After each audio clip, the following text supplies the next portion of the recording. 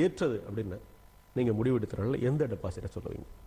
இது 3க்குள்ள மட்டும் அப்படின்னா என்ன, முதலீட்டுக்கு பெரிய உலகமே இருக்கு இந்தியாவில் என்ஆர்ஐகளுக்கு. இது 3க்குள்ள மட்டும் அப்படின்னா இன்னைக்கு லெவல்ல ரொம்ப அட்ராக்டிவ்னு பாத்தீங்கன்னா என்ஆர்இ டெபாசிட்ஸ். ஃபர்ஸ்ட் திங் வந்து இந்தியர்களுக்கு பாராபட்சம் பண்ற மாதிரி இருக்கு. டொமஸ்டிக்ல இருக்கவங்க எப்படி போட்டீங்கன்னா 30% நீங்க வரி கட்டணும் உச்ச வரம்புல. அதே இது ஃபாரின்ல இருந்து மணி வந்துச்சுன்னா 0% வரி. ஓகே. சோ ஒரு வகையில பாராபட்சம். ஆனா என்ஆர்ஐக்கு இது ஒரு வாய்ப்பு. அதனால நீங்க இந்த scheme December last year announce பண்ணதுல இருந்து பாத்தீங்கன்னா எக்கச்சக்கமான இன்ஃப்ளோஸ், பில்லியன்ஸ் ஆஃப் டாலர்ஸ்ல இன்ஃப்ளோ. அது அரசாங்கத்தினுடைய அடிப்படை அதான் இருக்க முடியும். அந்த இன்ஃப்ளோங்கிறத மனசுல வச்சுதான் ஒரு ஏதாவது ஒரு புதிய திட்டத்தை அரசாங்கம் அறிமுகப்படுத்தும் பொழுது அது ஏதாவது ஒரு வகையில ஈர்க்கக்கூடிய ஒரு திட்டமாக இருக்கணும். நான் வேற என்ன பெனிஃபிட்ங்கிறத பொறுத்து தான் இந்த திட்டத்துல மக்கள் நுழைய முயற்சிக்கிறார்கள் இல்லையா? அப்படிங்கும்போது நான் வட்டி கூட கொடுக்குறேன், நம்ம அவ்வளவு தூரத்துக்கு போக வேண்டாம். என்ஆர்ஐ விடுத்து கொஞ்சம் பார்த்தோம்னால் இன்றைக்கு நடைபெற்றுக் கொள்ற பல்வேறு பிரச்சனைகள்ல 10,000 கொடுத்தா கோழி வளர்த்தா மாசம் 2,000 தரங்கிறதுல ஆரம்பிச்சு ஈர்ப்புங்கிறது அதோட அடிப்படையில தான் இருக்கு. பாத்தீங்கன்னா total bank deposit 60,000 crores NRI deposit constitute around 5%, 3.25 lakh crores வந்து வந்திருக்கிறது mainly because of the interest rate privilege. இப்போ வந்து என்ஆர்ஐக்கு ரேட் ஆஃப் இன்ட்ரெஸ்ட் உயர்த்தினதுக்கு பிறகு என்ஆர்ஐ டோட்டல் டெபாசிட் வந்து பாத்தீங்கன்னா $58.8 பில்லியன் உயர்ந்திருக்கு. இது வந்து நமக்கு பெருமளவில் பொருளாதார வளர்ச்சிக்கு உதவும்னு கவர்மெண்ட்டும் ரிசர்வ் பேங்க்கும் கருதுறதுனால தான் இது மெயினா அட்ராக்டிவா பண்ணிருக்காங்க. இதுல ஒரே ஒரு இது வந்து என்னன்னாக்க ப்ராபப்ளி என்ஆர்இ டெபாசிட் வந்து ரொம்ப அட்ராக்டிவ் ஃபார் கிளைண்ட்ஸ்னு சொல்லலாமே தவிர இப்ப இருக்கிற டாலர் ரேட் 55 ரூபா இருக்கும்போது 10% இன்ட்ரெஸ்ட் 9% இன்ட்ரெஸ்ட் கொடுத்துட்டு ஃபைனலா at the time of maturity திருப்பி ரீகன்வெர்ட் பண்ணும்போது ருபி டிப்ரிஷியேட் ஆயிருந்ததுனால் அவர்களுக்கு வந்து இன்வெஸ்ட் பண்ண அமௌண்ட் கூட கிடைக்காம போறதுக்கும் வாய்ப்பு இருக்கு. பொதுவா வந்து அவங்க பேசிக் நேச்சர் ஆஃப் இதை பாத்துக்கணும் கஸ்டமர்ங்கிறது தான் எங்களோட நாங்க ஜெனரலா பேங்கர்ஸ் கொடுக்குற அட்வைஸ். உங்களுக்கு வந்து திருப்பி வந்து பணம் போட்ட பணம் டாலராவே தேவைப்படுமானால் it is better to put it in FCNRனு சொல்லுவோம். என்னக்கா கரன்சி ரிஸ்க் கிடையாது அதுல. இப்ப சார் இப்ப ரிசர்வ் வங்கி வந்து நிர்ணயிக்கப்படுகிற ஒரு வட்டி, இந்த வட்டி வந்து என்னை கவரக்கூடியதாக இருக்கிறது அப்படிங்கிறதுனால தான் மேலை நாடுகள்ல இருந்து ஒருத்தர் வந்து முதலீடு பண்றார். ஆனால் இந்த வட்டி ரிசர்வ் வங்கி அப்படிங்கிற சட்டத்திட்டத்தின்படி இது வந்து இத்தனை வருஷத்துக்கு அப்படியே இருக்கும், அத்தனை வருஷத்துக்கு அப்படியே இருக்குன்னு உறுதிமொழி கொடுக்கறது இல்லை. எந்த நிமிஷமும் வந்து பொருளாதாரத்தை பொறுத்து ரிசர்வ் வங்கி அதை மாற்றி அமைக்கக்கூடும். அந்த மாதிரி ஒரு ரிஸ்க் எனக்கு இருக்கு. ஒருவேளை நான் இன்னைக்கு வந்து இவ்வளவு வட்டி எனக்கு கிடைக்குதுன்னு போடுறேன், ஒரு 6 மாதத்திலேயே அரசாங்கம் அதை மாற்றலாம் அப்படின்னு ஒரு எண்ணம் அவர்களுக்கு இருக்கும். அப்படி இருந்தும் கூட தைரியமாக அதில் முதலீடு செய்யறாங்களா? முதலீடு செய்யறாங்க. எனக்கு ரேட் ஆஃப் இன்ட்ரெஸ்ட் கூட இருக்கும்போது கமிட்மெண்ட் கிவன் பை பேங்க்ங்கிறது ஃபிக்ஸட். 5 இயர்ஸ்க்கு அவங்க டெபாசிட் போட்டாக்க அந்த 5 இயர்ஸ்க்கு அந்த வட்டி விகிதம் அவங்களுக்கு கிடைச்சிட போறது. ஓகே. இதுல வந்து பேங்க்குக்கு தான் ரிஸ்கே தவிர கஸ்டமரை பொறுத்த வரைக்கும் அவங்களுக்கு வந்து வட்டி விகிதம் குறைய போறது இல்ல.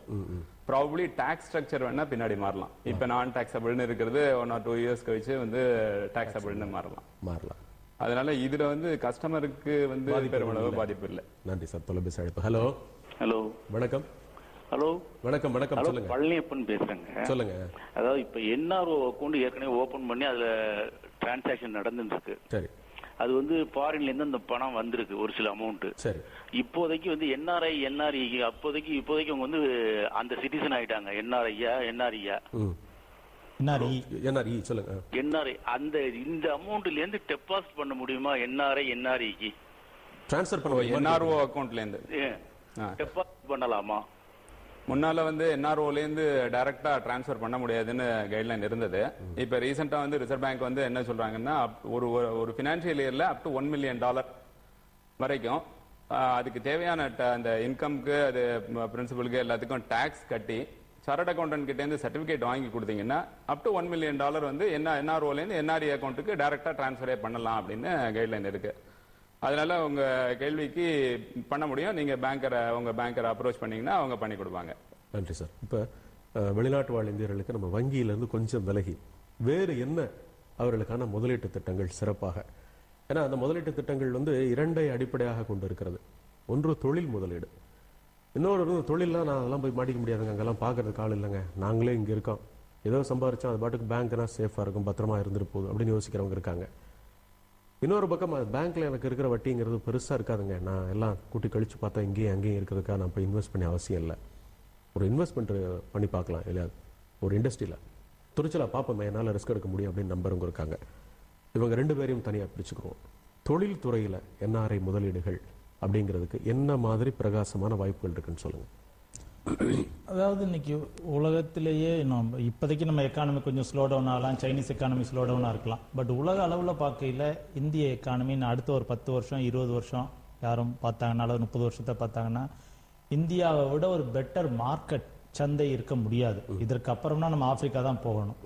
ஸோ இப்போ இன்னைக்கு உள்ள இந்த அளவுக்கு ஒரு மாஸ் பாப்புலேஷன் 120 கோடி 130 கோடி பாப்புலேஷன், மோஸ்ட்லி யங்ஸ்டர்ஸ் 20 வயசுலேருந்து 35 வயசுக்குள்ள கையில் நல்ல தாராளமாக செலவழிக்கக்கூடிய ஜென்ரேஷன், முதன் முறையாக உலகத்திலேயே அபரிதமான பணத்தை கையில் பார்க்கக்கூடிய ஜென்ரேஷன்.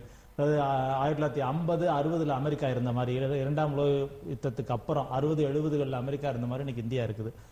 ஸோ இந்த அளவு உள்ள மார்க்கெட்டில் தொழில் வாய்ப்புகள் அப்படின்னு பார்த்தீங்கன்னா அக்ராஸ் இண்டஸ்ட்ரீஸ் எல்லாமே இருக்குது. தொழிலும் அவங்க எந்த தொழில் எந்த நாட்டில் துவங்கினாலும் ஒரு பிரேக் ஈவன் பார்க்குறதுக்கு ஒரு 3 to 5 வருஷம் ஆயிரும். சிறிய தொழில்கள் பார்க்கையில், பெரிய தொழில்கள் இன்னும் கொஞ்சம் லாங்கராக கூட எடுத்துக்கலாம். ஸோ அது மாதிரி பார்க்கையில் உங்களுக்கு ஹோட்டல் துறையாகட்டும், அல்லது வேற ரீட்டைல் செக்டார் ஆகட்டும், மருத்துவத்துறை ஆகட்டும், இது மாதிரி கன்சம்ஷன் துறையில் நல்ல நிறைய, இன்ஃப்ராஸ்ட்ரக்சர் துறையில் கொஞ்சம் லாங் ஜெஸ்டேஷன் பீரியட் உள்ள ப்ராஜெக்ட்ஸ், வேற ஐட்டங்கள்ல நீங்க பாத்தீங்கன்னா retail segment orient, consumption orient தீம்ஸ்ல பாத்தீங்கன்னா lot of opportunities, investment opportunities. ஒண்ணும் இல்ல, பிட்சா கடை வைங்க, பிட்சா கார்னர் என்ன போடுது எல்லா கண்ட்ரின்னு. ஸோ அது மாதிரி நீங்க பிட்சா விற்கிறதுல மக்கள் நுகரக்கூடியது, நுகர்வோருக்கு உண்டான ஐட்டங்கள் ரிலேட்டட் எதுனாலும் மக்கள் தாராளமா சந்தைப்படுத்தலாம், இங்க நல்லா முதலீடு செய்யலாம். தொழில் வாய்ப்புகள்னு நேரடியா நம்ம பார்க்கல.